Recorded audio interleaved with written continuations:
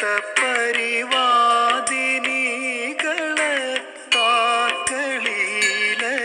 കലാ കുതൂഹല സാത്വികീ ഗുണവിലാസ ചിത്രിത യാത്മന പരമ പാവനീ കലാ സാ ശിവാനി വിദധാതു ശാരദാ ശാരദേന്ദു കിരണോജ്വലാകൃതി. ഓം ശ്രീ ഗുരുഭ്യോ നമഃ. ഭൂയോ അസദ സദസദിതി. ഓം ശ്രീ ഗുരുഭ്യോ നമഃ. ഭൂയോ അസദ സദസദിതി. ഓം ശ്രീ ഗുരുഭ്യോ നമഃ. സച്ഛബ്ദാദയോ അസദഭാവശ്ചേതി.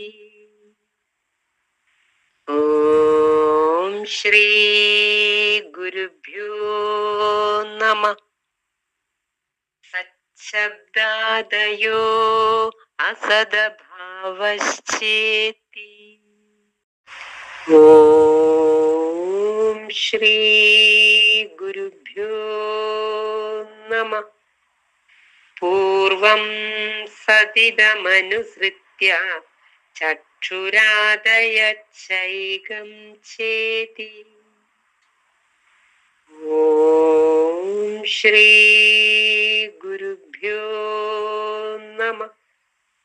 പൂർവം സതിതമനുസൃത്യ ചക്ഷുരാദയച്ചൈകം ചേതി. ഓം ശ്രീ ഗുരുഭ്യോ നമഃ. ജ്ഞാതൃജ്ഞാനയോരന്യോന്യ വിഷയ വിഷയിത്വാൻ മിഥുനത്വമിതി. ശ്രീ ഗുരുഭ്യോ നമഃ. ജ്ഞാതൃജ്ഞാനയോരന്യോന്യ വിഷയ വിഷയിത്വാൻ മിഥുനത്വമിതി. ഓം ശ്രീ ഗുരുഭ്യോ നമഃ. ഏവം ജ്ഞാനജ്ഞേയ വിഭാഗഃ. ഓം ശ്രീ ഗുരുഭ്യോ നമഃ. ഏവം ജ്ഞാനജ്ഞേയ വിഭാഗഃ.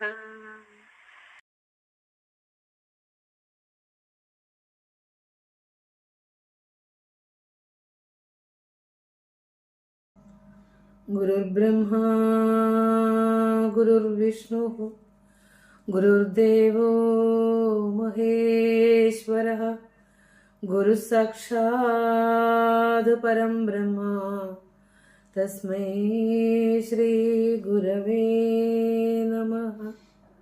സർവശ്രുതിശിരോരത്ന സമുദ്ഭാസിതമൂർത്തയേ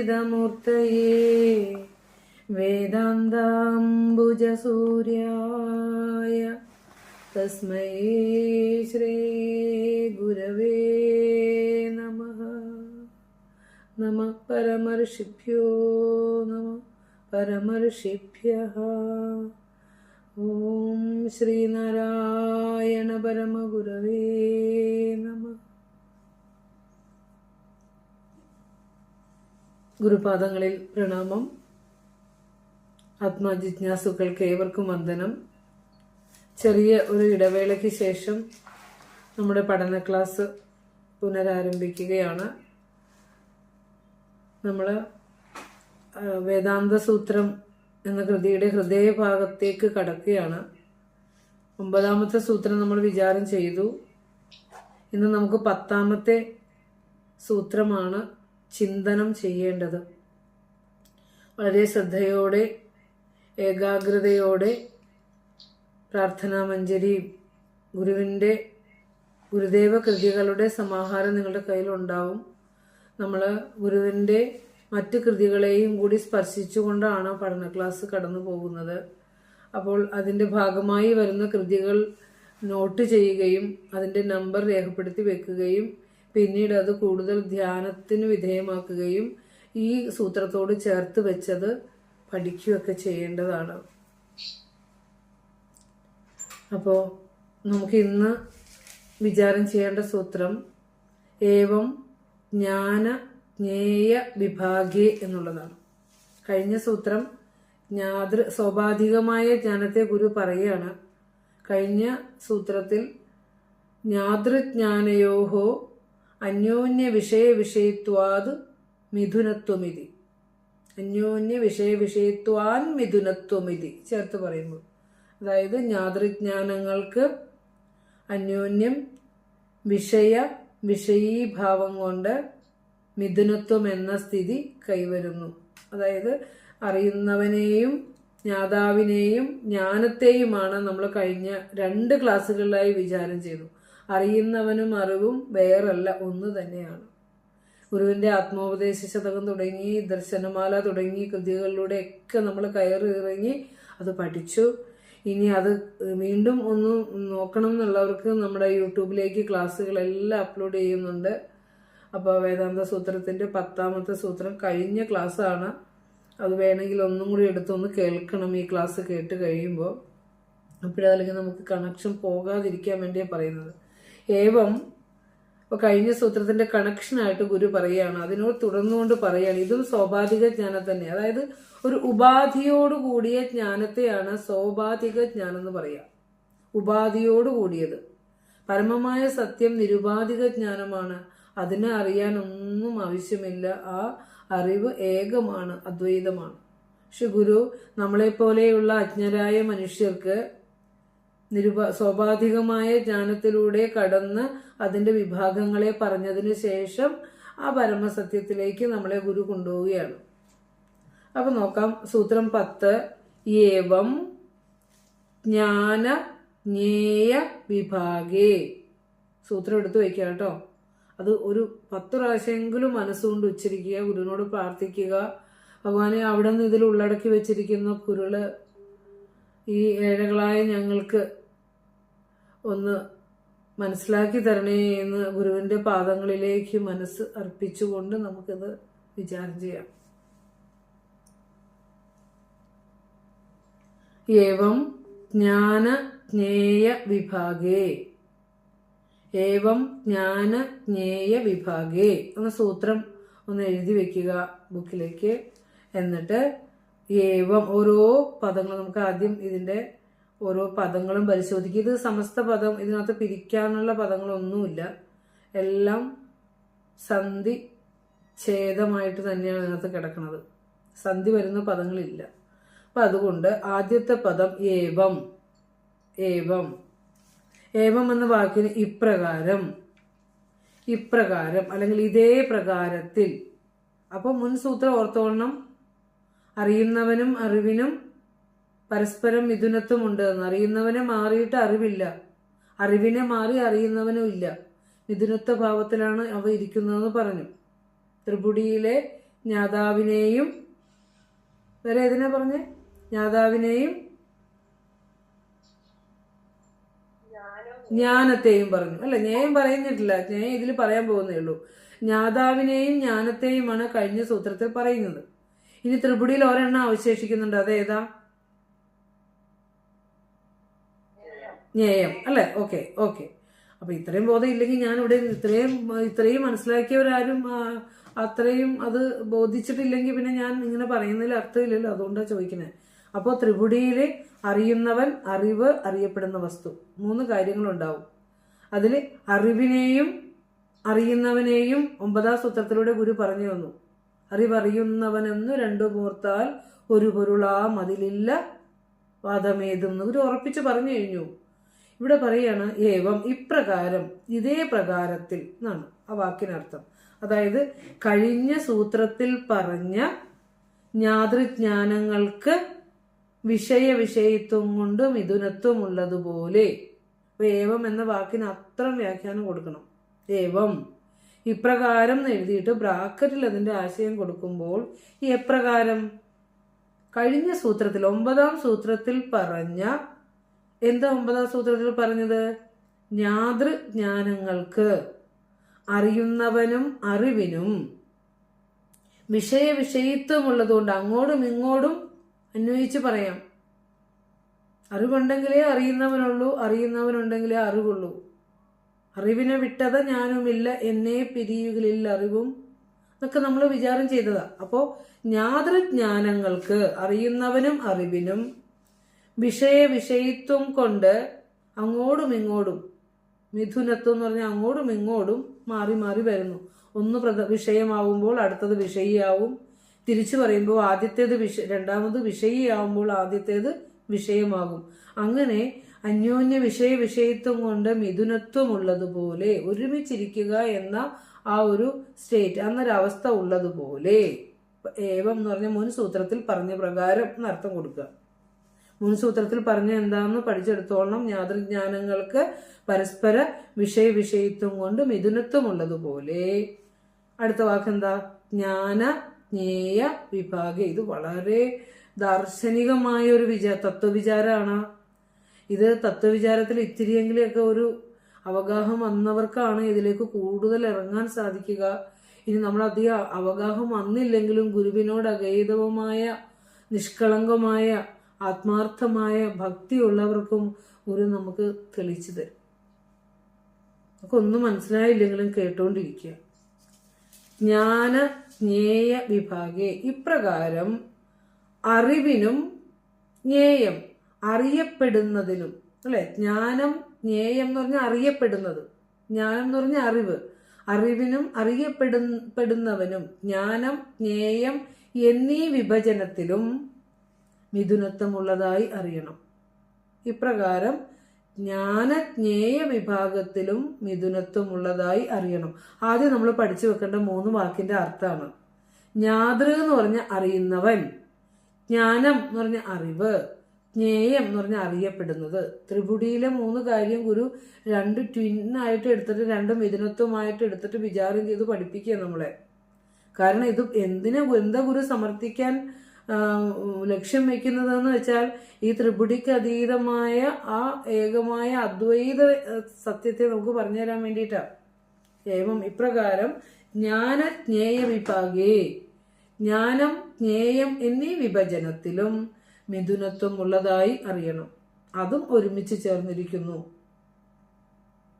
അറിയുന്നവനും അറിവും എപ്രകാരം ചേർന്നിരിക്കുന്നുവോ അതുപോലെ അറിവും അറിയപ്പെടുന്നതും ഒരുമിച്ച് ചേർന്നിരിക്കുന്നു. ഇത് 2 എണ്ണത്തിലും ഒരുപോലെ വന്ന ഒരു വാക്ക് ഏതാന്ന് പറയാമോ? ജ്ഞാനം, അല്ലെ? Very good. ആരാ പറഞ്ഞത്?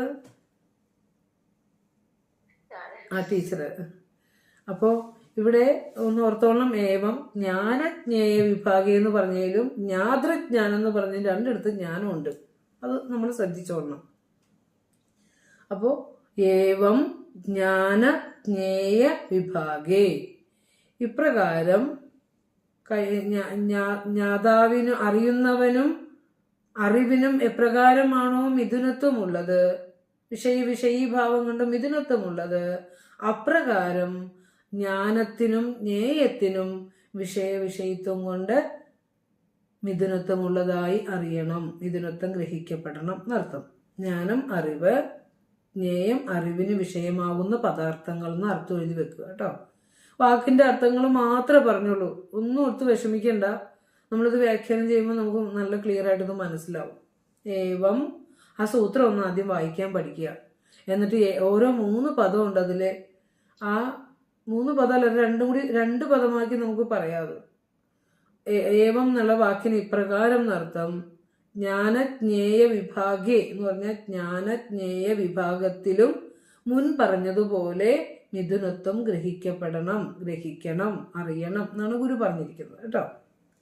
അപ്പോ ഏവം ഇപ്രകാരം ജ്ഞാനം അറിവ്, ജ്ഞേയം അറിവിന് വിഷയമാകുന്ന പദാർത്ഥങ്ങൾ എന്നർത്ഥം. ഇനി സൂത്രാർത്ഥം ഒന്ന് മറന്നു പോകാതിരിക്കാൻ വേണ്ടി ഒന്ന് കുറിച്ചോളുക. ഇപ്രകാരം ജ്ഞാനവും ജ്ഞേയവും തമ്മിലും, ഷജി ഓഡിയോ ഒന്ന് മ്യൂട്ടാക്കണേ. ഇപ്രകാരം ജ്ഞാനവും ജ്ഞേയവും തമ്മിലും വിഷയവിഷയിത്വം കൊണ്ട് മിഥുനത്വം ഉള്ളതായി അറിയണം. ഇപ്രകാരം ജ്ഞാനവും ജ്ഞേയവും തമ്മിൽ, അറിവും അറിയപ്പെടുന്നവയും തമ്മിലും വിഷയവിഷയിത്വം കൊണ്ട്, എന്താ വിഷയവിഷയിത്വം എന്ന് പറഞ്ഞാൽ അങ്ങോട്ടും ഇങ്ങോട്ടും ആശ്രയിച്ചിരിക്കുന്ന അവസ്ഥ, ഒന്നില്ലാതെ ഒന്നും നിലനിൽക്കില്ല എന്ന അവസ്ഥയ്ക്കാണ് വിഷയവിഷയിത്വം എന്ന് പറയാം. അപ്പോൾ ആദ്യം ഒന്ന് പ്രധാനമാവുമ്പോൾ ഒന്ന് അപ്രധാനമാവും.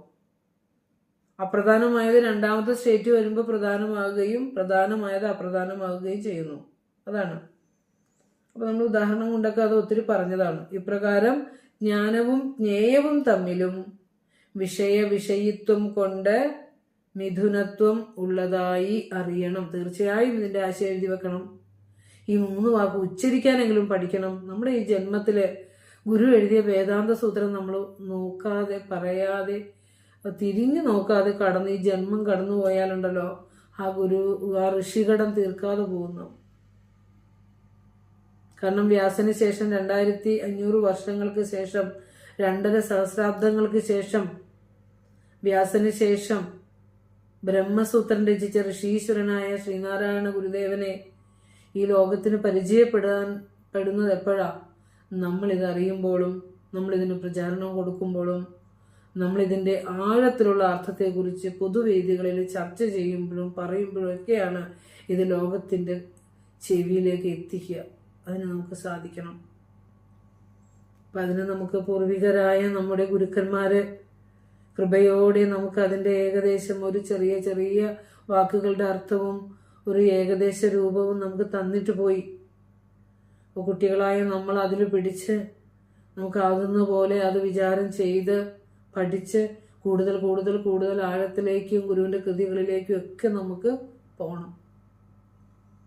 പിന്നെ എനിക്ക് ഒരു ആഗ്രഹമുള്ളത്, ഞാൻ ഏത് വേദിയിൽ കിട്ടിയാലും പറയാൻ ആഗ്രഹിക്കുന്ന ഒരു വിഷയം, ഗുരുവിൻ്റെ വേദാന്ത സൂത്രം കേരളത്തിലെ വേദാന്ത വിദ്യാർത്ഥികൾക്ക് എന്നല്ല, ഭാരതത്തിലെ വേദാന്ത വിദ്യാർത്ഥികൾക്ക് അക്കാഡമിക് സിലബസിൽ ഉൾപ്പെടുത്തിക്കൊണ്ട് ഇത് പഠന വിഷയമാക്കണം. കാരണം ഇതിൽ ഉള്ളടക്കി വെച്ചിരിക്കുന്ന തത്വം അതിഗഹനമാണ്. ഭാരതത്തിൻ്റെ സകല അധ്യാത്മ ഗ്രന്ഥങ്ങളുടെയും സത്ത ഇതിൽ ഉൾക്കൊള്ളുന്നു എന്ന് ഇതിലൂടെ കടന്നു പോകുമ്പോൾ നമുക്ക് ബോധ്യമാകുന്ന ഒരു കാര്യമാണ്. അതുകൊണ്ട് കേരളത്തിൽ മാത്രമല്ല, ഭാരതത്തിലാകവെയുള്ള അവിടുന്ന് വിദേശ രാജ്യങ്ങൾ ഇതിനെ പഠന വിഷയമാക്കണം. കാരണം ഇത് ശ്രദ്ധിക്കാതെ കിടക്കരുത്. 24 സൂത്രം നിസ്സാരമായ കാര്യമാണെന്ന് നമ്മൾ ചിന്തിച്ചു പോകരുത്. കാരണം വേദത്തെ 24 സൂത്രങ്ങളിലാക്കി ഒരു ക്യാപ്സൂളാക്കി സൂത്രമാക്കി പഠിക്കാൻ കിട്ടുന്ന അവസരം നഷ്ടപ്പെടുത്തി കളയരുത്. അത് ലോകത്തിന് നമ്മൾ പറഞ്ഞു കൊടുക്കണം. അതിന് നമ്മൾ ആദ്യം ഇത് പഠിക്കണം. അപ്പോൾ നമ്മൾ സൂത്രാർത്ഥം പറഞ്ഞു. അടുത്തത്, കഴിഞ്ഞ സൂത്രത്തിൽ നാം ജ്ഞാതൃജ്ഞാനങ്ങളെയാണ് ചിന്തനം ചെയ്തതെങ്കിൽ,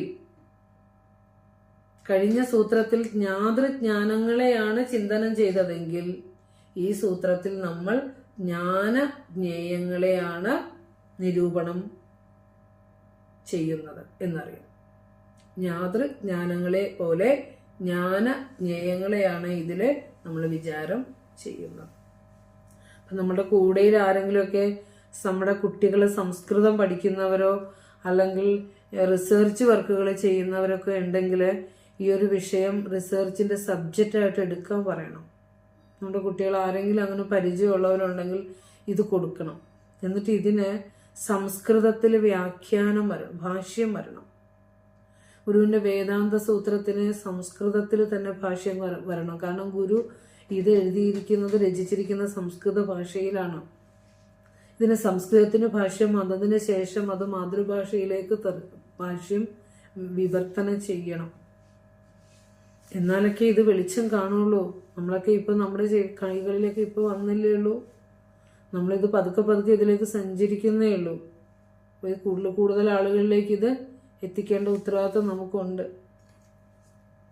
അപ്പോൾ നാം മനസ്സിലാക്കേണ്ട ഒരു കാര്യം, അറിയുന്നവനിലും അറിവിലും, അല്ലെങ്കിൽ അറിവിലും അറിയപ്പെടുന്നവയിലും സാമാന്യമായിരിക്കുന്ന വിഷയമാണ് ജ്ഞാനം. അതൊന്ന് രേഖപ്പെടുത്തി വെക്കുക. 9ഉം 10 ഇത്ര എഴുതിയാൽ മതി. 9ഉം 10ഉം സൂത്രങ്ങളിൽ സാമാന്യമായിരിക്കുന്ന തത്വം ജ്ഞാനമാണ്, കോമൺ ആയിട്ട് വരുന്നത്. 9ഉം 10 സൂത്രങ്ങളിൽ ഒരുപോലെ വരുന്ന തത്വം ജ്ഞാനമാണ് എന്ന് കുറിച്ച് വയ്ക്കുക.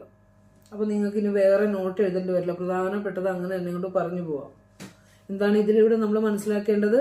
ജ്ഞാതൃജ്ഞാനങ്ങളിലും 9ാമത്തെ സൂത്രത്തിലും ജ്ഞാനജ്ഞേയങ്ങളിലും 10ാമത്തെ സൂത്രത്തിലും ഒരുപോലെ വരുന്ന സാമാന്യ വിഷയമാണ് ജ്ഞാനം എന്ന് കുറിച്ച് വയ്ക്കുക. അതായത് വെറുതെ നമ്മളൊന്ന് ചിന്തിക്കുക.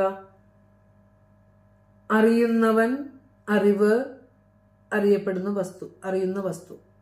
നമ്മൾ ഈ ലോകത്ത് നമ്മൾ അറിവെടുക്കുന്നത് 5 ഇന്ദ്രിയങ്ങളിലൂടെയല്ലേ. ഓരോ ഇന്ദ്രിയങ്ങളെ അതുപോലെ ഒന്ന് പറഞ്ഞു പഠിച്ച്. കാണുന്നവൻ, കാഴ്ച എന്ന അറിവ്, കാണുന്ന വസ്തു. അപ്പൊ അറിവ് അവിടെ കോമൺ ആയിട്ട് വന്നു. ഇനി വെറുതെ ഒന്ന് പറഞ്ഞു നോക്കിയേ. കേൾക്കുന്നവൻ, കേൾവി എന്ന ജ്ഞാനം, കേൾക്കുന്ന ശബ്ദം. അവിടെയൊക്കെ ഈ ജ്ഞാനം കോമൺ ആണ്. ഇനി സ്പർശിക്കുന്നവൻ, സ്പർശം എന്ന ജ്ഞാനം, സ്പർശിക്കുന്ന ഒബ്ജക്റ്റ്, വസ്തു. ഇനി രുചിക്കുന്നവൻ, രുചി എന്ന ജ്ഞാനം, രുചിക്കുന്ന വസ്തു. മണക്കുന്നവൻ, മണം എന്ന അറിവ്, ആ സെൻസ്, പിന്നെ മണക്കുന്ന വസ്തു. ഇനി വേണം മനസ്സിനെ പറയാം ചിന്തിക്കുന്നവൻ, അല്ലേ? ചിന്തിക്കുന്നവൻ, ചിന്ത, ചിന്തയ്ക്ക് വിഷയമായ വസ്തു. അപ്പൊ ചിന്ത എന്ന ജ്ഞാനം. അപ്പൊ ഈ ത്രിപുടിയിലും കോമൺ ആയിട്ട് വരുന്നത് അറിവ്, അറിവ്, അറിവ്, അറിവ് തന്നെയാണ്. ഈ അറിയുന്നവനും മാറാം, അറിയപ്പെടുന്ന വസ്തുവും മാറാം. ഇന്ന് പഠിപ്പിക്കുന്നത് ഞാൻ നാളെ വേറെ ആരെങ്കിലും ആയിരിക്കും ഇവിടെ ഒന്ന് പഠിക്കുക. ഇന്ന് ഞാൻ നിങ്ങളോട് പറയുമ്പോൾ കേൾവിക്കാരായിട്ട് നിങ്ങളുണ്ടെങ്കിൽ നാളെ പറയുന്നവനും മാറും, കേൾക്കുന്നവനും മാറും. ഇന്ന് ഈ വീട് ഭരിച്ചിരുന്നത് ഗൃഹനാഥനാണെങ്കിൽ നാളെ ഈ വീട് ഭരിക്കുന്നത് അവരുടെ മക്കളായിരിക്കാം. ആ ഭരിക്കപ്പെടുന്നത് മറ്റുള്ളവരെ വേറെ അവരുടെയും കുഞ്ഞുമക്കളായിരിക്കാം, അല്ലേ? അപ്പോൾ ഈ അറിയുന്നവനും അറിയപ്പെടുന്ന വസ്തുക്കളും മാറിക്കൊണ്ടിരിക്കും. മാറാത്ത വസ്തുവാണ് അറിവ്, ജ്ഞാനം. അത് മാറുന്നില്ല എന്നർത്ഥം. ഇനി ഇവിടെ നമുക്ക് നോക്കാം. അടുത്തത് നമ്മൾ പറഞ്ഞു ഈ 2 കാര്യങ്ങളിലും കോമൺ ആയിട്ടുള്ള സാമാന്യമായിരിക്കുന്ന തത്വം ജ്ഞാനമാണ് എന്ന് പറഞ്ഞു. അപ്പോൾ ഏകമായ ആ ഗുരു നമുക്ക് ജനനി നവരത്ന മഞ്ജരിയിലെ 1ാമത്തെ ശ്ലോകത്തിൽ തന്നെ ഗുരു പറഞ്ഞിരിക്കുന്നു, ഒന്നായ മാമതിയിൽ നിന്ന്, ആ കേവലമായ ജ്ഞാനത്തിൽ, മാമതി എന്ന് പറഞ്ഞ മഹാമതി, ആ അദ്വൈത സത്യത്തിൽ നിന്ന്, ആ കേവല ജ്ഞാനത്തിൽ നിന്നാണ് ത്രിപുടി ഉണ്ടായത്. ആ ത്രിപുടിയാണ് ജ്ഞാതാവും ജ്ഞാനവും ജ്ഞേയവും. അത് നമ്മൾ പറഞ്ഞു. അപ്പോൾ ഇങ്ങനെ 3 ഇത് അത് അടുത്ത സെന്റൻസ് നമ്മൾ കുറിക്കുക. 3 പുടങ്ങളിലായിട്ടാണ് ലോകത്തുള്ള എല്ലാ അറിവുകളും ഉണ്ടാകുന്നത്.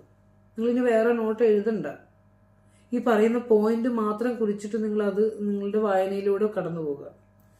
ഇങ്ങനെ 3 ഒന്നായ മാമതിയിൽ ഗുരു പറഞ്ഞ 1000 ത്രിപുടി, അനന്തമായ ത്രിപുടികളാ വന്നത്. കാണുന്നവനും കാഴ്ചയും കാണുന്ന വസ്തുവും അനേകം ജ്ഞാനുകളുണ്ട്. ആ ജ്ഞാനുകളിൽ കാണുന്നവനും കാഴ്ചയും കാണുന്ന വസ്തുക്കളൊക്കെ അനന്തമാണ്. അപ്പോൾ 1000കണക്കിന് ത്രിപുടികൾ ഒന്നായ മാമതിയിൽ നിന്ന് വന്നപ്പോഴാണ് എല്ലാ ഈ ദുഃഖ ദുരിതങ്ങളിൽ പെട്ടുപോയി അതിൽ ഭ്രമിച്ചിട്ട്.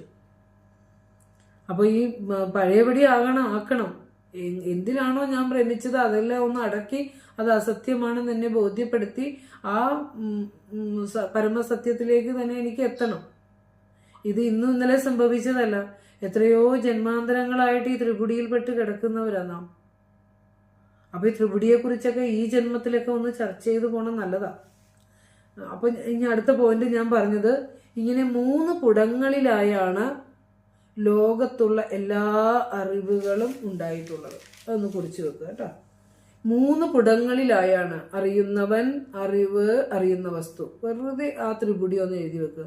എന്നിട്ട് നിങ്ങൾ തന്നെ സങ്കല്പിച്ച് എഴുതുക. കാണുന്നവൻ കാഴ്ച, കാണുന്ന വസ്തു, മണക്കുന്നവൻ മണം, മണക്കുന്ന വസ്തു, അല്ലേ? അങ്ങനെ 3 പുടങ്ങളിലായാണ് ലോകത്തുള്ള എല്ലാ അറിവുകളും ഉണ്ടാകുന്നത്. നേരത്തെ നമ്മൾ പറഞ്ഞല്ലോ, അറിവ് അറിയുന്നവൻ എന്ന് 2 പോർത്താൽ ഒരു പൊരുളാം അതിലില്ല വാദമേതെന്ന് ഗുരു നമുക്ക് കൃതിയിലൂടെ പറഞ്ഞു തന്നു. ഏത് കൃതിയിലാണ് അത് പറഞ്ഞത്? അറിവറിയുന്ന. അതിന്റെ ബാക്കി ഭാഗങ്ങൾ അറിയോ?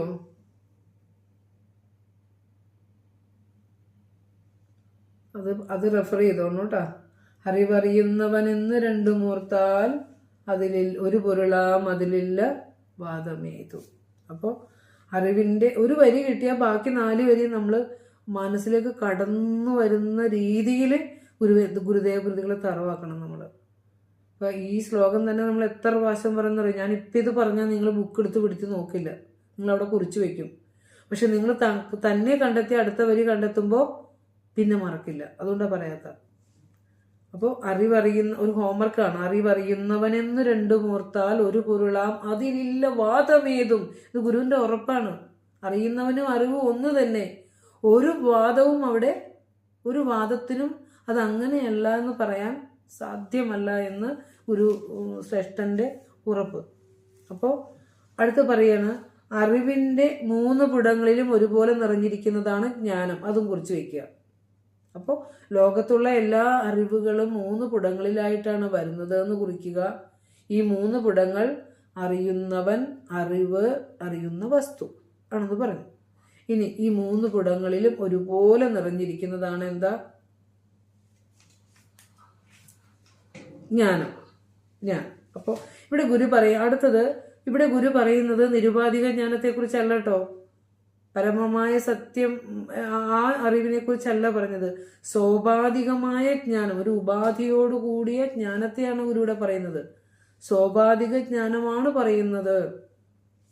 അത് നോട്ട് ചെയ്യണം. സോപാധികമായ ജ്ഞാനമാണ് ഗുരു ഇവിടെ പറയുന്നത്. അപ്പോൾ ഇനി നമ്മൾ ഓർക്കേണ്ട ഒരു കാര്യം, മറന്നു പോകാതെ ഇരിക്കേണ്ട കാര്യം, കഴിഞ്ഞ സൂത്രത്തിൽ നേരത്തെ പറഞ്ഞു സോപാധികമായ അറിവിനെ കുറിച്ച് പറഞ്ഞു വന്നിട്ട് ഗുരു ഇനിയിപ്പോ ആ പരമസത്യത്തിലേക്ക് നമ്മളെ കൊണ്ടുപോകുക എന്ന് പറഞ്ഞു. അപ്പോൾ അജ്ഞാന ദശയിലാണ്, പരമസത്യം സാക്ഷാത്കരിക്കപ്പെടാത്ത അവസ്ഥയിലാണ്, അജ്ഞാന ദശയിലാണ് ജ്ഞാതൃജ്ഞാന വിഭാഗവും ജ്ഞേയ വിഭാഗവും ഉണ്ടാവുന്നത്. മറന്നുപോരുത്. അറിവ് നമ്മള് പരമസത്യം ഉണ്ട്, നമ്മൾ അക്കാഡമിക്കായിട്ടൊക്കെ പഠിച്ചും പറഞ്ഞൊക്കെ പോകുന്നുണ്ട്. പക്ഷെ നമുക്കത് ബോധ്യമില്ല. അപ്പോൾ അങ്ങനെ അജ്ഞാനികളായ നമുക്ക് പഠിക്കാൻ വേണ്ടിയിട്ടാണ്, നമ്മളുടെ അവസ്ഥയിൽ ഇരുന്നു കൊണ്ടാണ് നമ്മൾ അറിയുന്നവനും അറിവിനെയും അറിയപ്പെടുന്ന വസ്തുവിനെയൊക്കെ വിചാരം ചെയ്യുന്നത്. അജ്ഞാന ദശയിലാണ് ജ്ഞാതൃജ്ഞാന വിഭാഗവും ജ്ഞേയ വിഭാഗവും ഉണ്ടാകുന്നത്. അത്രയും കുറിച്ച് വെച്ചു അല്ലേ? ജയശ്രീ ക്ലാസ്സിലുണ്ടോ, ഗ്രൂപ്പിലുണ്ടോ? ഏതെങ്കിലും ഒരു പോയിന്റ് കുറിച്ച് വെച്ചതൊന്ന് പറയാമോ?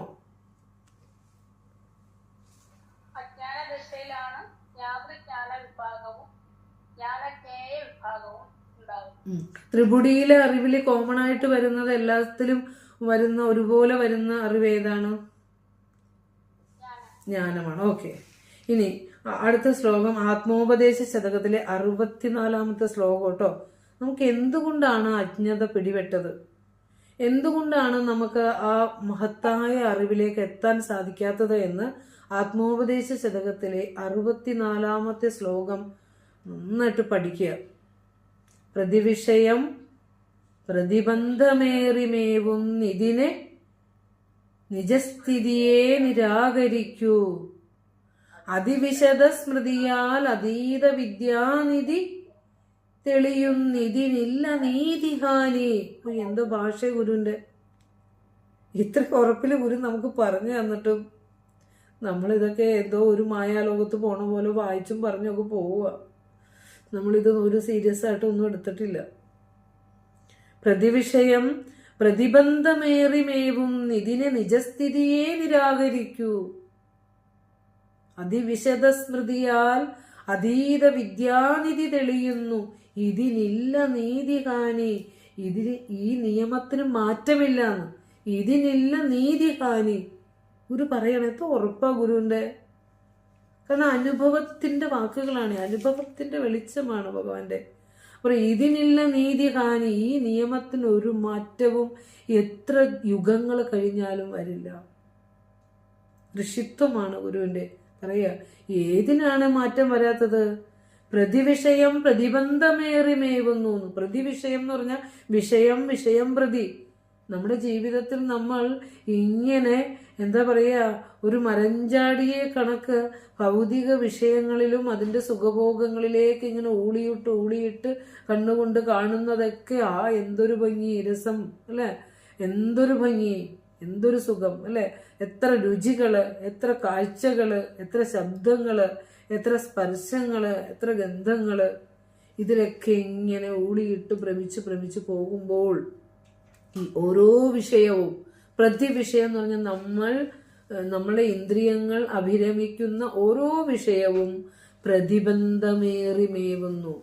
ആത്മവിദ്യയിലേക്ക് സഞ്ചാരത്തിന് തടസ്സമായിക്കൊണ്ടിരിക്കുക. നമ്മൾ എത്രയോ ഭൗതികതയിലേക്ക്, ഭൗതിക വിഷയങ്ങളെ താലോലിക്കുമ്പോൾ ഗുരു പറഞ്ഞില്ലേ, 1000 തരം ഇരുണ്ട് ആശയം പ്രതി ചുരുണ്ട്. നമ്മൾ തിരിച്ച് ആ കാരണ ശരീരത്തിലേക്ക് മറയുന്നത് എപ്പോഴാന്ന് വെച്ചാല്, ഇങ്ങനെ പോയാൽ എങ്ങനെ ശരിയാവുക? 1000 തരം ഇരുളുകയാ. 1000 ചിത്തസങ്കല്പങ്ങൾ വന്ന് 1000 ഭ്രമങ്ങളിൽപ്പെട്ട് ആത്മസ്വരൂപം കൂടുതൽ ഇരുട്ടാർന്നു പോവുകയാണ്. എന്നിട്ടും നമ്മുടെ ശരീരം മറഞ്ഞാൽ എന്താണോ മറഞ്ഞത് അതല്ലേ തിരിച്ചു വരുള്ളൂ. ഒരു എന്താ പറയാ, ഒരു ക്യാൻവാസ് മോശമായ ചിത്രം വരച്ചിട്ട് അത് മടക്കി വെച്ചാൽ വീണ്ടും അത് നിവർത്തുമ്പോൾ ആ മോശമായ ചിത്രം തന്നെയല്ലേ വരുള്ളൂ. അപ്പോ ശരീരത്തിൽ ആരോഗ്യത്തോടു കൂടി ഇരിക്കുമ്പോൾ ഈ ക്യാൻവാസിലെ ആ മറ്റു എന്താ പറയാ മലിനമായ ചിത്രങ്ങളെല്ലാം കളഞ്ഞ് നല്ല ചിത്രങ്ങൾ വരച്ച് മടക്കുകയാണെങ്കിൽ തീർച്ചയായും ഇനി ബാക്കി അറിയാനേ വരുള്ളൂ. അവയാറ്, ശിവഭക്തയായ അവയാറ് ശിവനോട് ചോദിക്കുന്നുണ്ട്, ഭഗവാനെ പിറവാവരം തരണേ. എപ്പോഴും പറയുന്നത് വന്നു പോകുന്നതാണ് നാവില്. പിറവാവരം തരണേ ഭഗവാനെ, ഇനി പിറക്കാതിരിക്കണേ, ഈ ദുഃഖ ദുരിതങ്ങൾ നിറഞ്ഞ ലോകത്തേക്ക് ഇനി വരാതിരിക്കണേ ഭഗവാനെ എന്ന് പറയുന്നുണ്ട്. അപ്പോൾ ശിവഭഗവാനോട് അവയാറ് സംസാരിക്കാറുണ്ട്. ഇത്രയും ഭക്തയാണ്. അപ്പൊ ചോദിക്കുകയാണ്, വന്നാലോ, ഇനി പിറന്നൊരു ശരീരത്തിൽ വന്നാലോ എന്ന് ശിവൻ ചോദിക്കുക. അപ്പോൾ ശിവഭഗവാനോട് അവയാറ് പറയുക, മറവാ വരം തരണേ ഭഗവാനെ, മറക്കാതിരിക്കാനുള്ള വരം തരണേ. ഉണ്ടാ സ്മൃതി ആണ് ഗുരു പറയുക. അതിവിശദ സ്മൃതിയാൽ ആഴത്തിൽ സ്വസ്വരൂപത്തെ ഓർത്തെടുക്കണം എന്ന് പറയും. നമ്മളിപ്പോ ഒരു രാമനായിട്ടുണ്ട്, അല്ലെങ്കിൽ ഞാനൊരു 64.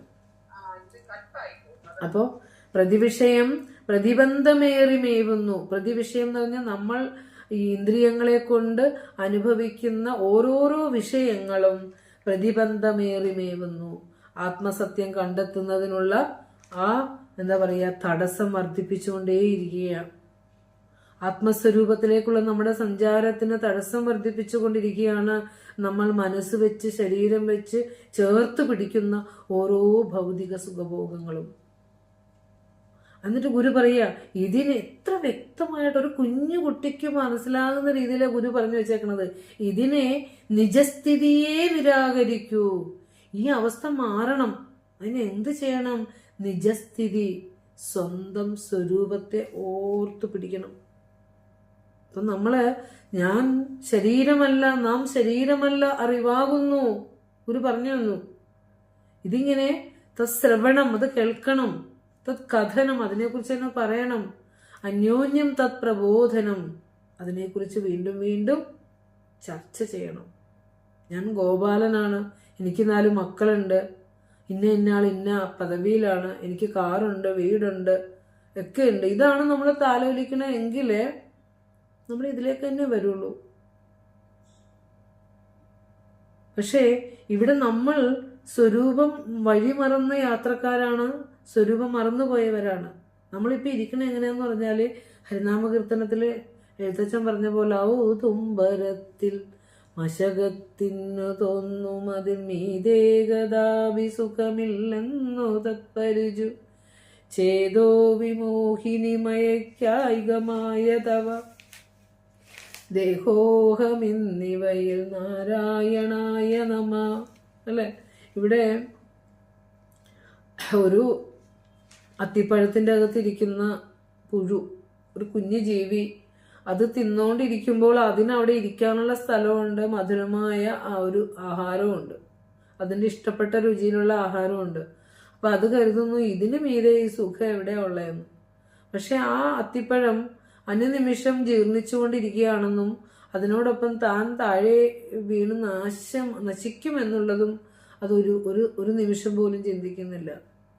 ആ കിട്ടിയ തൽക്കാല സുഖങ്ങളിൽ ഭ്രമിച്ചിരിക്കുക.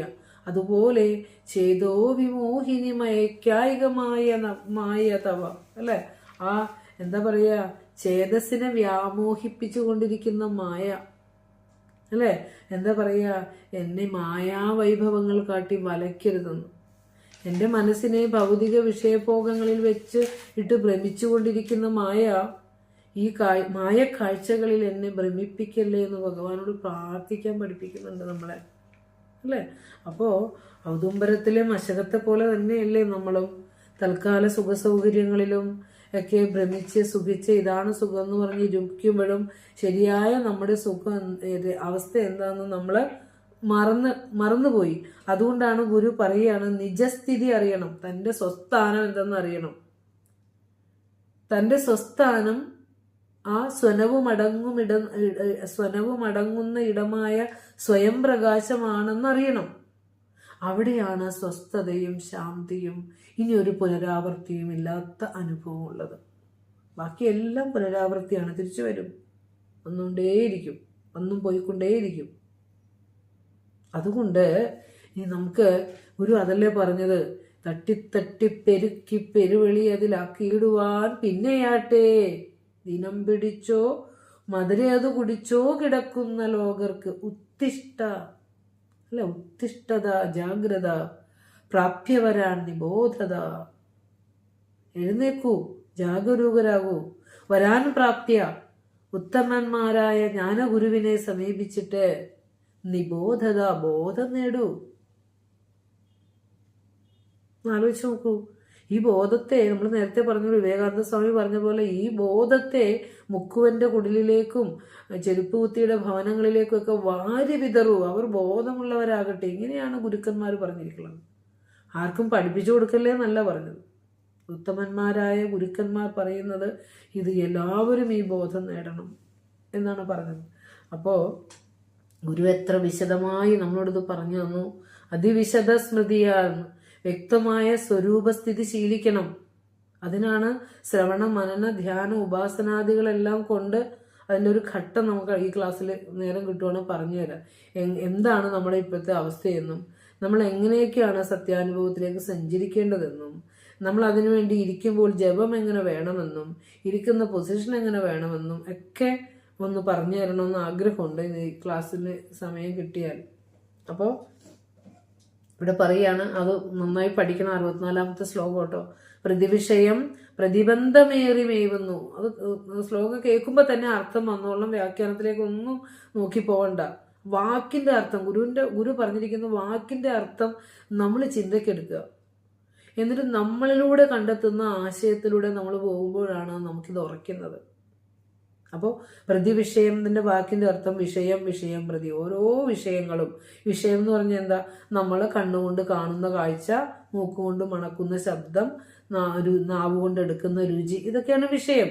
ഈ വിഷയങ്ങളിലെ സുഖം കണ്ട് കണ്ട് കണ്ട് നമ്മൾ കൂടുതൽ കാഴ്ചകൾ തേടിപ്പോവും, കൂടുതൽ രുചി തേടിപ്പോവും, കൂടുതൽ ഗന്ധം തേടിപ്പോവും, അല്ലെ. ഇങ്ങനെ ഓരോ വിഷയങ്ങളും പ്രതിബന്ധമായി മേവുകയാണ്. ആത്മസത്യത്തെ അറിയുന്നതിന് തടസ്സമായി കൊണ്ട് മേവുകയാണ്. ഇതിനെ മാറ്റാൻ ഒരേ ഒരു ഉപാധിയുള്ളൂ, നിജസ്ഥിതി. സ്വന്തം സ്വരൂപം എന്തെന്ന് ഓർമ്മിച്ചെടുക്കണം. മറന്നുപോയി. അന്ന് ഈശ്വരൻ ജഗദീശ്വരൻ കൊളുത്തിയ ആ തിരി ഒരു പേരിട്ടിട്ടുണ്ടായിരുന്നില്ല. അച്ഛനോ അമ്മ ആരും ഒന്നും പരിചയപ്പെട്ടിട്ടൊന്നും ഉണ്ടായിരുന്നില്ല. അന്ന് ജഗദീശ്വരൻ കൊളുത്തു വെച്ച ഏത് സ്വരൂപമാണോ ആ സ്വരൂപം ഈ ഭൂമിയിലേക്ക് വന്നപ്പോഴാണ് ഈ ഭൂമിയുടെ ഭാഗമായി ബന്ധങ്ങളെയൊക്കെ നമ്മൾ ചേർത്ത് പിടിച്ചു, പുതിയൊരു പേര് കിട്ടി, വളർന്നു, അത് പരിണമിച്ചു. അതിനെ എന്താ പറയുക, അങ്ങനെ ആ വളർച്ചയുടെ ഘട്ടങ്ങൾ ഓരോന്നും കടന്നു പോയപ്പോൾ നമ്മൾ ആരാന്ന്, എന്തിനാ വന്നതെന്നും എന്താ ലക്ഷ്യമെന്നും മറന്നുപോയി. അപ്പോൾ അതുകൊണ്ട് ഗുരു പറയാണ് അതിവിശദ സ്മൃതി വേണം. വ്യക്തമായ സ്വരൂപ സ്ഥിതിയെ ചിന്തിച്ച് അറിയുമ്പോൾ മാത്രമേ അതീത വിദ്യാനിധി തെളിയും. അതായത് അഖണ്ഡബോധ സ്വരൂപമായ ജ്ഞാനനിധി, അതാണ് അതീത വിദ്യാനിധി. സർവത്തിനും അതീതമായിരിക്കുന്ന ആ അഖണ്ഡബോധ സ്വരൂപമായ ജ്ഞാനം, വിദ്യാനിധി എന്ന് പറഞ്ഞാൽ ജ്ഞാനമാകുന്ന നിധി തെളിയും. അതിന് നമ്മൾ കുറച്ച് പ്രവർത്തിക്കണം, അല്ലേ? അപ്പോൾ ആത്മാവാരെ ശ്രോതവ്യോ മന്തവ്യോ ദൃഷ്ടവ്യ നിധിധ്യാസിതവ്യ. ഉപനിഷത്ത് ശ്രുതി നമ്മളെ ഉപദേശിക്കുക. നമുക്ക് പണം വേണോ ജ്ഞാനം വേണോ? അല്ല, യാജ്ഞവൽക്യൻ 2 ഭാര്യമാരുണ്ട്. ഒരാൾ നല്ല സംശയം ചോദിക്കുന്നുണ്ട്. ധാരാളം സമ്പത്തുണ്ട് യാജ്ഞവൽക്യന്. അപ്പം നമ്മൾ ഈ ലോക ജീവിതത്തിൽ ജീവിക്കുന്ന എല്ലാ സുഖത്തിനു വേണ്ടിയാണെങ്കിൽ ഈ സുഖം പുറത്തെ വസ്തുക്കളെ ഉപാധിയാക്കുമ്പോഴും സുഖം അനുഭവ വിഷയമാകുന്നത് ആത്മാവിലാണെങ്കിൽ പിന്നെ ആത്മാവിനെയല്ലേ നമ്മൾ ധ്യാനിക്കേണ്ടത്, ശ്രോതവ്യ കേൾക്കേണ്ടത്, മന്തവ്യ ചിന്തിക്കേണ്ടത്, നിധിധ്യാസിതവ്യ ചിന്തിച്ചുറപ്പിക്കേണ്ടത്. വേറെ വല്ലതിനെയാണോ? നല്ല ആഹാരം കഴിച്ചാൽ സുഖിക്കുമ്പോൾ ആത്മസുഖമാണ് അവിടെ പ്രതീതമാകുന്നത്. ചോറിനും കറിക്കും ഒന്നും സുഖമില്ല. ആ സുഖം പ്രതീതമായത് നമ്മളുടെ മനസ്സൊന്ന് ആ രസത്തിലൊന്ന് അടങ്ങിയപ്പോൾ നമ്മുടെ ഉള്ളിലുള്ള ആത്മസ്വരൂപമാണ് ആത്മാനന്ദമാണ് പ്രതീതമായത്. എല്ലാ ആനന്ദവും ഇങ്ങനെ തന്നെയാണ്. ആനന്ദം അകത്താണ്, പുറത്തല്ല. ഇതറിയാതെയാണ് നമ്മൾ മദ്യത്തിലും മയക്കുമരുന്നിലും ഭൗതിക സുഖഭോഗങ്ങളിലൊക്കെ ഇങ്ങനെ ഓടിയിട്ട് നടക്കുന്നത്. ഇത് ഉദാഹരണം കൊണ്ട് പറഞ്ഞു വന്നിട്ട് ഗുരു ദർശനമാലയിലെ ഭക്തി ദർശനത്തിൽ അതൊക്കെ നമുക്ക് പറഞ്ഞു തരുന്നുണ്ട്. ഭാര്യ ഭർത്താവിനെ സ്നേഹിക്കുന്നത്, ഭർത്താവ് ഭാര്യയെ സ്നേഹിക്കുന്നതും സ്വന്തം ആനന്ദത്തെ മാത്രം ലക്ഷ്യം വെച്ചുകൊണ്ടാണ്. ആത്മാനന്ദമാണ് ലക്ഷ്യം വെക്കുന്നത് എന്ന് പറയുന്നുണ്ട്. അങ്ങനെയാണെങ്കിൽ ആത്മാവിനെയല്ലേ കേൾക്കേണ്ടത്, ആത്മാവിനെയല്ലേ പറയേണ്ടത്, ആത്മാവിനെയല്ലേ ചിന്തിച്ചുറപ്പിക്കേണ്ടത്. ആത്മാവ് അരെ ശ്രോതവ്യ കേൾക്കപ്പെടേണ്ടത്, മന്തവ്യ ചിന്തിക്കപ്പെടേണ്ടത്, നിധിധ്യാസിതവ്യ ഉറപ്പിക്കേണ്ടത്. പക്ഷെ നമ്മളിതൊക്കെ എന്തോ ഒരു അക്കാഡമിക് സിലബസ് പഠിപ്പിക്കുന്നത് നമ്മളെക്കുറിച്ചേ അല്ല. ടീച്ചർ അവിടെ നിന്ന് എന്തൊക്കെയോ പറയുന്നുണ്ട്. അത് വേദാന്ത സൂത്രത്തിന്റെ ക്ലാസ്സാണ്, അതെനിക്ക് നോട്ട് എഴുതി വെക്കണം, പഠിക്കണം, ചോദ്യം ചോദിക്കണം, ചോദ്യത്തിന്റെ ഉത്തരം പറയണം. ഇതൊക്കെയാണ് നമുക്ക്. ഇത് നമ്മളെക്കുറിച്ചാണത് പറയുന്നത് എന്ന് നമ്മൾ എപ്പോൾ ഏകാന്തമായിരുന്ന് ചിന്തിച്ചുറപ്പിക്കുന്നു അന്ന് നമുക്കൊരു നോട്ടിന്റെ ആവശ്യമില്ല, ഒരു ക്വിസിന്റെ ആവശ്യമില്ല, ഒന്നും ആവശ്യമില്ല. നമ്മൾ സ്വയം ഇത് നമ്മളിലേക്ക് തെളിയും. അതിന് ഗുരുവിൽ എന്നും പ്രാർത്ഥിക്കുക, ഭഗവാന്റെ പാദം തൊട്ട് വണങ്ങുക. ഭഗവാനെ, ഈ അറിവ് അവിടുന്ന് ഞങ്ങൾക്ക് പകർന്നു തന്ന മഹത്തരമായ അറിവിനെ അറിയാനുള്ള അനുഗ്രഹം കൂടി ഞങ്ങൾക്ക് തരണേ ഭഗവാനെ എന്ന് ആ കാരുണ്യനിധിയോട് കരുണാപൂർവ്വം പ്രാർത്ഥിക്കുക. ഒരു വേദാന്തവും പഠിക്കേണ്ട, നിങ്ങൾ ഒരു ഉന്നത പഠനവും വിദ്യാഭ്യാസവും വേണ്ട, ഒന്നും വേണ്ട. നിഷ്കളങ്കമായ ഭക്തി ഗുരുവിനുണ്ടായാൽ മതി. അതാണ് നമുക്ക് വേണ്ടത്. ഇപ്പോൾ ആത്മോപദേശതകത്തിന്റെ 64-ാമത്തെ ശ്ലോകമാണ് നമ്മൾ വിചാരം ചെയ്തുകൊണ്ടിരിക്കുന്നത്. ഗുരു പറയുന്നു, അതിവിശദമായ സ്മൃതി കൊണ്ട്, ആഴത്തിലുള്ള സ്വരൂപ ധ്യാനം കൊണ്ട്, സ്വരൂപത്തെ ഓർത്തെടുക്കൽ കൊണ്ട് അതീത വിദ്യാനിധി തെളിയുന്നു. എല്ലാത്തിനും അതീതമായിരിക്കുന്ന ആ ജ്ഞാനമാകുന്ന നിധി, അഖണ്ഡബോധസ്വരൂപമായ പരമസത്യം തെളിയുന്നു. ഇതിനില്ല നീതിഹാനി. ഈ നിയമത്തിന് മാറ്റമില്ല. അപ്പോൾ ആദ്യം നമ്മൾ എന്താ ചെയ്യേണ്ടത്? ഭൗതിക വിഷയങ്ങളോടുള്ള ആസക്തി ഒന്ന് കുറയ്ക്കുക. സ്വന്തം സ്വരൂപം ഞാൻ ഈ ശരീരമല്ല, നാം ശരീരമല്ല, അറിവാണെന്നുള്ള ഗുരുവിന്റെ വാക്യത്തെ നമ്മൾ വീണ്ടും വീണ്ടും ഉപാസന ചെയ്യുക. ഭഗവാൻ വെറുതെ കൊലത്തേറിയിരുന്നു പറഞ്ഞല്ല, അത് ഈ ലോകത്തോട് പറഞ്ഞതാണ് ആ വാക്കുകൾ. അപ്പോൾ അത് നമ്മൾ കൂടുതൽ കൂടുതൽ ആ കണ്ണീര് കൊണ്ട് പാദം കഴുകുക, ഗുരുവിൻ്റെ മനസ്സുകൊണ്ട്. എന്നിട്ട് പറയുക, ഭഗവാനെ എനിക്ക് തെളിയിച്ചു തരണേ. അപ്പോൾ പലപ്പോഴും അങ്ങനെയാ, വെളുപ്പിനുള്ള സമയങ്ങളിൽ നമ്മൾ ബ്രാഹ്മ മുഹൂർത്തമാണ് പഠിക്കാൻ നമുക്ക് ഏറ്റവും നല്ലത് കേട്ടോ. ആ സമയത്തൊക്കെ നമ്മളിത് വിചാരം ചെയ്യുമ്പോൾ ഈ ഓഡിയോ ഒക്കെ ഒന്ന് കേട്ട് വിചാരം ചെയ്യുമ്പോൾ നമ്മളറിയാതെ നമ്മുടെ കണ്ണുകൾ നിറഞ്ഞൊഴുകും. അപ്പോൾ ഗുരു ഇങ്ങനെ നമ്മളിൽ അനുഗ്രഹ വർഷം ചൊരിയുന്ന പോലെ നമുക്ക് ഒരു തണുപ്പ് അനുഭവപ്പെടും. അപ്പോൾ അവിടെ ആ ഒരു ഭക്തി നമ്മൾ ഗുരുവിൽ വയ്ക്കണം. നമ്മൾ മാറി, നമുക്ക് ഒന്നിനും കഴിവില്ലാത്തവരാ. ആ ഒരു കഴിവ് നമുക്ക് തരണമെങ്കിൽ ഗുരുവിൻ്റെ അനുഗ്രഹം നമുക്ക് വേണം. അപ്പം അത് നമ്മൾ ഓർത്ത് എടുക്കേണ്ടതുണ്ട്. കാരണം വഴി മറന്ന യാത്രക്കാരാണ് നാം എന്ന് മറന്നു പോകരുത്. എത്രയോ ജന്മാന്തരങ്ങളായി നാം ഇങ്ങനെ യാത്രക്കാരായി വന്നും പോയിക്കൊണ്ടിരിക്കുന്നു. ലക്ഷ്യസ്ഥാനത്തേക്ക് ടിക്കറ്റ് എടുത്തിട്ടില്ല നാം. ഇനിയും വരാമെന്ന് പറഞ്ഞാൽ ഇറങ്ങിപ്പോണത്. കാരണം ഇനി വരാനുള്ള കാര്യങ്ങളെല്ലാം കൂട്ടി വെച്ചിട്ടാണ് പോണതേ. അപ്പോൾ ഇനി എന്താന്ന് വെച്ചാൽ എന്താ ലക്ഷ്യം? വഴിമറന്ന യാത്രക്കാരാണെന്ന് പറഞ്ഞു, ലക്ഷ്യം മറന്നുപോയവരാണ്. എന്താ ലക്ഷ്യം എന്ന് പറഞ്ഞാൽ ഈശ്വര സാക്ഷാത്കാരമാണ് ലക്ഷ്യം. ഒടുവിൽ അങ്ങയുടെ പരമപദം പ്രാപിക്കണം, ഇതാണ് ലക്ഷ്യം. നമ്മളെന്താ ചെയ്യണത്? എൻ്റെ മകനൊരു നല്ല ജോലി കിട്ടി, കല്യാണം കഴിഞ്ഞൊരു കുഞ്ഞുണ്ടായി, ആ കുഞ്ഞിനൊരു ജോലി കിട്ടി, നമ്മൾ അങ്ങനെ അങ്ങനെ ആഗ്രഹങ്ങൾ പോകും അല്ലേ? അവർക്കൊക്കെ ഗതി ഉണ്ടാക്കാൻ ജീവിക്കുകയാണ് നമ്മൾ. മക്കൾക്കും മക്കളുടെ മക്കൾക്കും ഒക്കെ ഗതി ഉണ്ടാക്കാൻ ജീവിക്കുകയാണ്. നിന്റെ ഗതി എങ്ങോടാ? എന്താ ഗതി? എങ്ങോടാ പോണേ? അത് നമുക്കറിയില്ല അല്ലേ? ബാക്കിയുള്ളവരുടെ ഗതിയാണ് നമ്മുടെ ചിന്ത.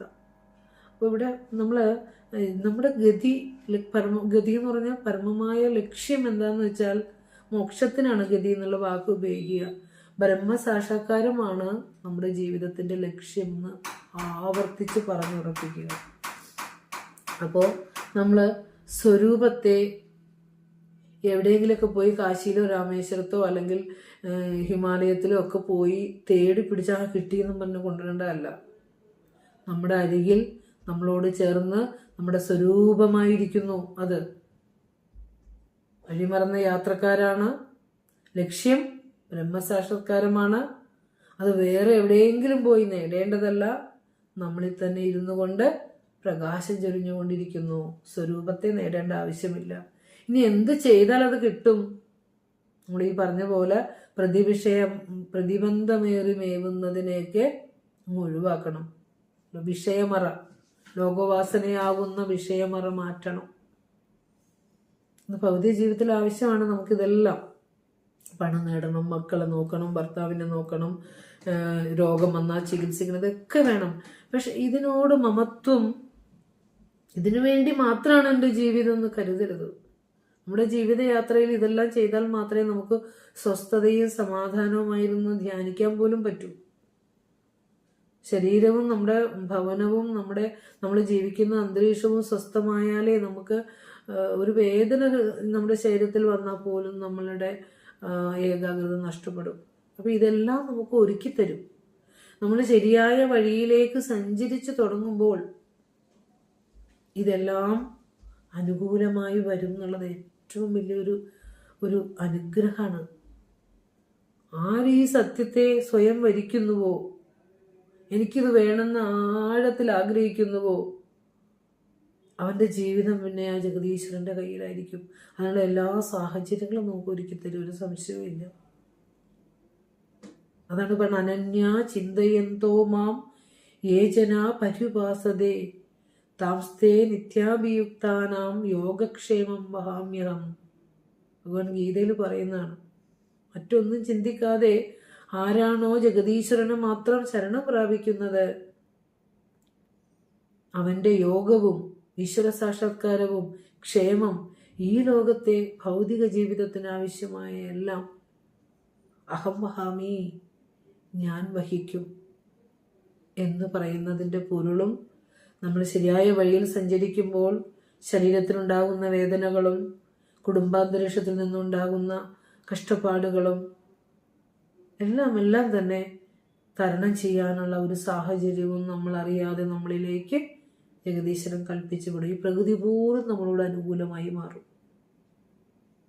അതാണ് ഈ ജ്ഞാനത്തിൻ്റെ ശ്രേഷ്ഠത. അപ്പോൾ നാമരൂപങ്ങളാകുന്ന വിഷയമറ മാറ്റിയാൽ മാത്രമേ, ആ വിഷയത്തിനോടുള്ള ആസക്തി വിട്ടാൽ മാത്രമേ നമുക്ക് സ്വരൂപത്തിലേക്ക് എത്താൻ പറ്റുകയുള്ളൂ. അതിന് നമ്മൾ ആദ്യം ചെയ്യേണ്ടത് എന്താണെന്ന് വെച്ചാൽ മനസ്സിനെ ഈ സത്യം പറഞ്ഞ് പഠിപ്പിക്കണം. ഞാൻ എൻ്റെ ശരിയായ സ്വരൂപം എന്താണെന്നുള്ളത് ഒന്ന് ധ്യാനിക്കുക, അതിനെക്കുറിച്ച് ചിന്തിക്കുക, അതിനെക്കുറിച്ച് പറയുക, മനസ്സിനെ പഠിപ്പിക്കുക. അപ്പോൾ തന്നിലും കാരണം നമ്മളിപ്പോൾ ഇങ്ങനെ കളവ് പറഞ്ഞ് ശീലിച്ചു പോയി. നമ്മൾ കളവ് പറഞ്ഞ് ശീലിക്കുക എന്ന് പറഞ്ഞാൽ എന്താ നമ്മൾ പറഞ്ഞ കളവ്? ഞാൻ ഇന്ന ആളാണ്, ഞാൻ ഇന്ന ഭാര്യയാണ്, എൻ്റെ മക്കൾ ഇന്ന സ്ഥലങ്ങളിലാണ്, ഞാൻ ഇന്നൊക്കെ അനുഭവിക്കുന്നു. ഇങ്ങനെ നമ്മൾ ഈ അസത്യത്തെ പറഞ്ഞ് പഠിപ്പിച്ചു വെച്ചേക്കുക. അതുകൊണ്ട് തന്നെ നമുക്ക് ശരിയായ അറിവിലേക്ക്, ജ്ഞാനത്തിലേക്ക് വരാൻ വളരെ ബുദ്ധിമുട്ടും. സ്വാനുഭവഗീതി 12 വെറുതെ ഒന്ന് നോക്കിക്കോട്ടോ. സ്വാനുഭവഗീതി 12. വെള്ളം തീ മുതലായി നിന്നുള്ളും വെളിയും നിറഞ്ഞു വിലസിയിടും. ഗുരു പറയാ, ഗുരു എന്ത് ഭാഷയെ ഗുരു ഉപയോഗിച്ചിരിക്കുന്നത്. ഓരോ ശ്ലോകങ്ങളിലും പഞ്ചഭൂതങ്ങൾ ഗുരു നിങ്ങൾ റിസർച്ച് ചെയ്യാൻ നിങ്ങൾക്ക് പറ്റും കേട്ടോ. പഞ്ചഭൂതങ്ങളെ ഗുരുശ്രേഷ്ഠൻ എങ്ങനെ സ്വകൃതികളിൽ അവതരിപ്പിച്ചിരിക്കുന്നു. ഞാനൊരു ടോപ്പിക് അങ്ങനെ എടുത്താലോ എന്ന് ഓർക്കുക പ്രഭാഷണത്തിന്. വളരെ നല്ല ടോപ്പിക്. ഇത് നോക്കൂ, സദാശിവ ദർശനം, ജന്മി നവരത്ന മഞ്ജരി, അങ്ങനെയുള്ള കൃതികളുടെ ആത്മോപദേശ ശതകയൊക്കെ പോകുമ്പോൾ ഈ പഞ്ചഭൂതങ്ങളെ എത്ര സാധാരണ മനുഷ്യർ ഉപയോഗിക്കുന്ന മലയാള ഭാഷയിൽ ഗുരു എത്ര വ്യത്യസ്തമായ രീതിയിലാണ് അവതരിപ്പിച്ചിരിക്കുന്നത്. ഗുരുവിൻ്റെ കാവ്യപ്രപഞ്ചം അവർണ്ണനീയം തന്നെ, കവിത്വവും ഋഷിത്വവും ഒക്കെ. ഗുരു പറയാണ് സ്വാനുഭവ ഗീതിയിൽ 12ാം ശ്ലോകത്തിൽ പറയാണ്, വെള്ളം തീ മുതലായി നിന്നുള്ളും വെളിയും നിറഞ്ഞു വിലസിയിടും. വെള്ളം തീ എന്ന് പറയുമ്പോൾ ജലം, അഗ്നി, ബാക്കിയൊക്കെ എന്തൊക്കെയാ? ഭൂമി, ആകാശം, വായു. അതും കൂടി ചേർത്ത് പറയണം. 2 ഗുരു പറയുള്ളൂ. കാരണം ആവർത്തിച്ച് 5 ആദ്യമൊക്കെ പറഞ്ഞു പോയി. പിന്നെ ഗുരു ഒരെണ്ണം പറയുമ്പോൾ നമ്മൾ ബാക്കി അവിടെ എടുത്തോളണം. വെള്ളം തീ മുതലായി നിന്നുള്ളും വെളിയും നിറഞ്ഞു വിലസിയിടും. ഇനി നമുക്ക് ഓരോ കൃതി വായിക്കുമ്പോഴും നമുക്ക് വ്യാഖ്യാന പുസ്തകവും വേണ്ട, അർത്ഥം കിട്ടും. പഞ്ചഭൂതങ്ങളായി നിന്നുകൊണ്ട് അകവും പുറവും തിങ്ങും മഹിമാവാർന്ന നിൻപദം, അല്ലെ, ഉള്ളും വെളിയും നിറഞ്ഞു വിലസിയിടും. അതായത് ഇങ്ങനെ അകവും പുറവും തിങ്ങി നിൽക്കുകയാണ് പഞ്ചഭൂതാത്മകമായ ഈ പഞ്ചഭൂതങ്ങളുടെ രൂപം ധരിച്ചിട്ട് എൻ്റെ ഭഗവാനെ ജഗദീശ്വര അങ്ങ് അകവും പുറവും തിങ്ങി വിളങ്ങുകയാണ്. എന്നിട്ട് പറയാണ്, കള്ളം കണ്ടുപിടിച്ചാൽ ഉള്ളം കൈ കണ്ട നെല്ലിതൻ കനിയാം. കണ്ട, നെല്ലിതൻ കനി, നെല്ലിക്ക അല്ലെ, കരതല ആമലകം എന്ന് പറയാ. അതിന് ഉള്ളം കയ്യിലിരിക്കുന്ന നെല്ലിക്ക പോലെ നമുക്ക് ആത്മസാക്ഷാത്കാരം ഉണ്ടാവുന്നു. കള്ളം കണ്ടുപിടിക്കണം. താൻ പറഞ്ഞു ശീലിച്ച കള്ളമാണെന്നും അതിനപ്പുറം തൻ്റെ സ്വരൂപം എന്താണെന്നും അറിയണം. അതായത് മായാമറ കൊണ്ട് മൂടിയ സത്യത്തെ, ഈ ലോകവാസനകൾ കൊണ്ട് മൂടിയ സത്യത്തെ പ്രസന്നമായ ചിത്തത്തിൽ, സത്യാനുഭവം അതിൽ ഉറപ്പ് വന്ന ആ പ്രസന്നമായ ചിത്തത്തിൽ ആത്മാനുഭവത്തിലൂടെ കണ്ടെത്തിയ കള്ളമാണെന്ന് അറിഞ്ഞിട്ട് മനസ്സ് ചിത്തശാന്തമായി തൻ്റെ ചിത്തത്തിൽ ആ സ്വരൂപത്തെ സാക്ഷാത്കരിക്കാൻ സാധിച്ചാൽ, മനസ്സടങ്ങി തൻ്റെ സ്വരൂപത്തിലേക്ക് എത്താൻ തനിക്ക് സാധിച്ചാൽ, ജീവിത രഹസ്യം ഉണ്ടല്ലോ ഉള്ളം കൈയിലെ നെല്ലിക്ക പോലെ തെളിഞ്ഞു വരുന്നു എന്നാണ് ഗുരു പറയണത്. അപ്പം ആദ്യം ഈ പഞ്ചഭൂതങ്ങളെ കൊണ്ട് നിറഞ്ഞിരിക്കുന്നു. അപ്പോൾ അതിൽ നമ്മൾ ഭ്രമിച്ചിരിക്കുമ്പോൾ ആ മായാമറയൊക്കെ മാറ്റിയിട്ട് ചിത്തം പ്രസന്നമാക്കണം. അതിന് നമ്മൾ ഭൗതിക വാസനകളെ കുറയ്ക്കണം. ഈശ്വരീയമായ ചിന്തകളെ കൊണ്ട് ആ മലിനമായ വാസനകളെ കുറച്ചാൽ നമുക്ക് ആത്മാനുഭവം തെളിയുന്ന ഗുരു പറഞ്ഞത്. അത് കരതലാമലകം പോലെ നമുക്ക് അത് അനുഭവപ്പെടുന്നു. നമ്മളിപ്പോൾ എന്താ പറഞ്ഞത്? നമ്മൾ ആരാന്നാ പറഞ്ഞത്? ടിക്കറ്റ് എടുത്തിട്ട് സ്റ്റോപ്പ് എവിടെയെന്ന് പറയാൻ അറിയില്ലാത്തവരാന്നോ? കാരണം സ്റ്റോപ്പ് എവിടെയെന്ന് അറിയില്ല. എന്തിനാ ജീവിക്കണേന്ന് ചോദിച്ചാൽ എന്തു പറയും? എല്ലാ ഉത്തരവാദിത്തങ്ങളും കഴിഞ്ഞ് ഒരുവനോട് ചോദിക്കുകയാണ് എന്തിനാ ജീവിക്കണേ, എന്തെങ്കിലും പറയാനുണ്ടോ? പിന്നെ എൻ്റെ ചേട്ടനെ നോക്കാനാന്ന് പറയും. ഇനി ചേട്ടനും പോയാലോ, പിന്നെ എന്തിനാ ജീവിക്കണേ? ഒന്ന് ചത്തുപോവാനാ അല്ലേ? അതിനാണോ ജീവിതം? അപ്പൊ നമുക്ക് ടിക്കറ്റ് എടുത്തപ്പോ ലക്ഷ്യസ്ഥാനം നമുക്കറിയില്ല. അപ്പൊ അതുകൊണ്ട് സത്യം മനസ്സിനെ പറഞ്ഞ് പഠിപ്പിക്കണം എന്ന് പറഞ്ഞു. അപ്പോൾ എന്താ സത്യം? തന്നിലും ഈ പ്രപഞ്ചത്തിലും സ്വരൂപമായി വിളങ്ങുന്ന സത്യം ബോധമാണെന്ന് ആവർത്തിച്ച് പറഞ്ഞു പഠിപ്പിക്കണം. തന്നിലും പ്രപഞ്ചത്തിലും സ്വരൂപമായിരിക്കുന്ന സത്യം ബോധമാണെന്ന് ആവർത്തിച്ച് പറഞ്ഞ് ഉറപ്പിക്കണം. ഇതാണ് നമ്മൾ മനസ്സിനെ പറഞ്ഞ് പഠിപ്പിക്കേണ്ടത്. ഇനി അപ്പോൾ നമ്മളിപ്പോൾ ആത്മോപദേശ ശതകത്തിലെ 64-ാമത്തെ ശ്ലോകം നമ്മൾ വിചാരം ചെയ്തു കഴിഞ്ഞു. ജാഗ്രത, സ്വപ്ന, സുഷുപ്തി നമ്മുടെ 3 അവസ്ഥകളാണ് അല്ലേ? അപ്പൊ 64-ാമത്തെ ശ്ലോകം എഴുതി വെക്കണം. അത് നല്ല കൃത്യമായി പഠിക്കണം കേട്ടോ. ജാഗ്രത, സ്വപ്ന, സുഷുപ്തി ഈ 3 അവസ്ഥകളിലും ആത്മാംശം മാറ്റമില്ലാതെ പിന്തുടരുന്നുണ്ട്. ഇതൊക്കെ നമ്മൾ പഠിച്ചിട്ടുള്ളതാണ്. നമ്മൾ ഉണർന്നിരിക്കുമ്പോഴും നമ്മൾ സുഷുപ്തിക്ക് മുമ്പ് സ്വപ്നാവസ്ഥയിലും ഇനി ഗാഠനിദ്രയിലും എല്ലാം ആത്മാംശം നമ്മളോടൊപ്പം തന്നെ ഉണ്ട്. ശൈശവ, യൗവന, ബാല്യ, കൗമാര, വാർദ്ധക്യങ്ങളിലും മാറുന്ന ശരീരത്തിൽ മാറ്റമില്ലാതെ ആത്മജ്ഞാനം ഉണ്ട്. അതിന് ഒരു മാറ്റവും വരുന്നില്ല. ആത്മാവ് വയസ്സാവുന്നൊന്നുമില്ല അല്ലേ? അജോ നിത്യ ശാശ്വതോയം പുരാണ. ജന്മമില്ലാത്തവനാണ്, നിത്യനാണ്, ശാശ്വതനാണ്, പുരാണ പണ്ടേ മുതലുള്ളതാണ്. ന ഹന്യതേ ഹന്യമാനേ ശരീരേ. ശരീരം നശിക്കുമ്പോൾ ന ഹന്യത ഇല്ലാതാവുന്നുമില്ല. അങ്ങനെയുള്ള ആത്മാവ് ജാഗ്രത, സ്വപ്ന, സുഷുപ്തികളിലും മാറ്റമില്ലാതെ നമ്മളോടൊപ്പം നിൽക്കുന്ന സത്യമാണ്. അതുകൊണ്ടാണ് ഗുരു പറഞ്ഞ നീ സത്യം ജ്ഞാനം ആനന്ദം, നീ തന്നെ വർത്തമാനവും ഭൂതവും ഭാവിയും വേറല്ല, ഓതും മൊഴിയും ഓർക്കിൽ നീ എന്ന് പറഞ്ഞ അതുകൊണ്ടാണ്. നീ തന്നെ വർത്തമാനവും, വർത്തമാനകാലം മാത്രമാണ് നമ്മളെ സംബന്ധിച്ച് സത്യമായിട്ടുള്ളത്. ഈ ഭൂതവും ഭാവിയും ഒക്കെ ആശ്രയിച്ച് നിൽക്കുന്നത് വർത്തമാനകാലത്തെ തന്നെയാണ്. അപ്പൊ ഈ 3 കാലങ്ങളിലും ത്രികാലങ്ങളിലും ഒരുപോലെ നിറഞ്ഞിരിക്കുന്നത് എന്താണ്? ഈ പരമമായ ജ്ഞാനം തന്നെയാണ് എന്ന് പറയാണ്. അപ്പോൾ നമുക്ക് നമ്മുടെ സൂത്രത്തെ കണക്ട് ചെയ്ത് അതിലേക്കും കൂടി പോരാം. അപ്പം നമ്മൾ മുൻപ് പറഞ്ഞതുപോലെ ജ്ഞാനം വിഷയമാകുമ്പോൾ ജ്ഞേയം എന്തായി മാറും? മുൻ സൂത്രത്തിൽ നമ്മൾ പറഞ്ഞില്ലേ, ജ്ഞാതൃജ്ഞാനം. ജ്ഞാതൃജ്ഞാനം പറയുമ്പോൾ ജ്ഞാതാവ് വിഷയിയാവുമ്പോൾ ജ്ഞാനം വിഷയമാവും. ഇനി ജ്ഞാനം വിഷയിയാവുമ്പോൾ ജ്ഞാതാവ് വിഷയമാവും. അതുപോലെ ഇവിടെ ഒന്ന് പറഞ്ഞേ, ജ്ഞാനജ്ഞേയം. ജ്ഞാനം വിഷയമാവുമ്പോൾ അത് എഴുതി വെക്കണം കേട്ടോ, നോട്ട് ചെയ്യേണ്ട ഒരു പോയിന്റാണ്.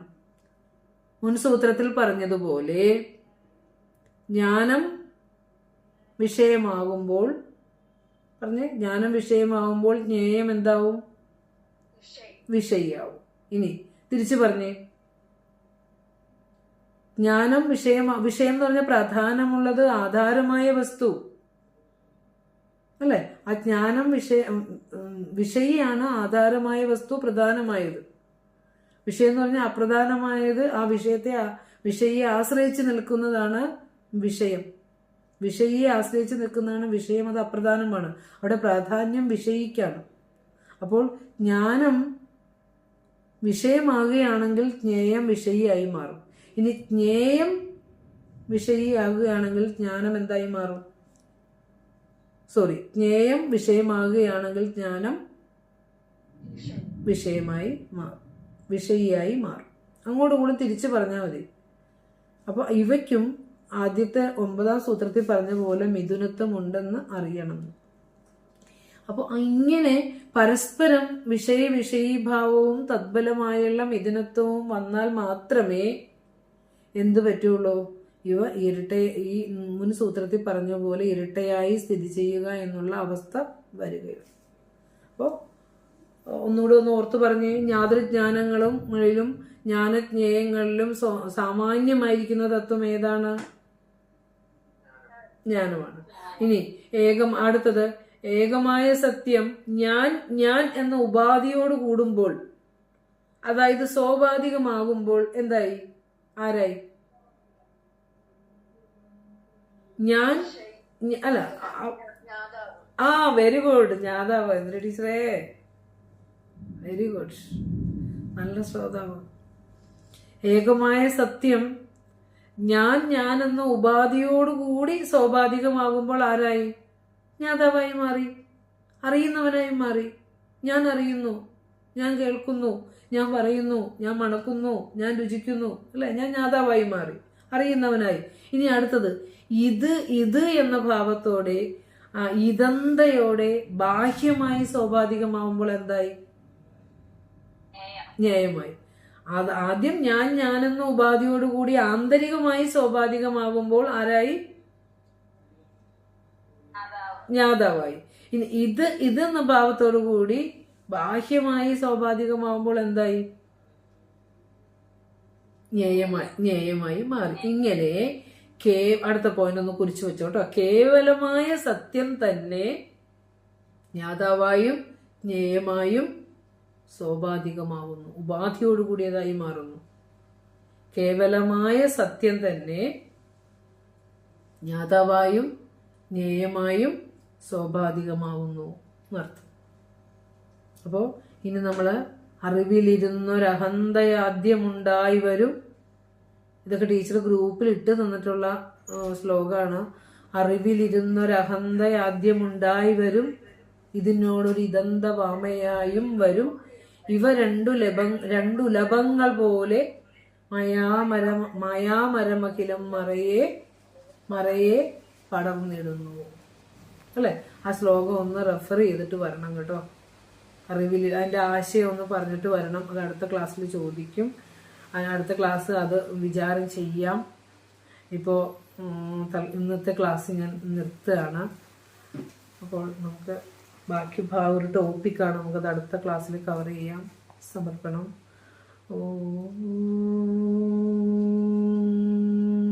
പൂർണ്ണമദ പൂർണ്ണമിദം പൂർണ്ണാത് പൂർണ്ണമുദച്യതേ പൂർണ്ണസ്യ പൂർണ്ണമാദായ പൂർണ്ണമേവാവശിഷ്യതേ.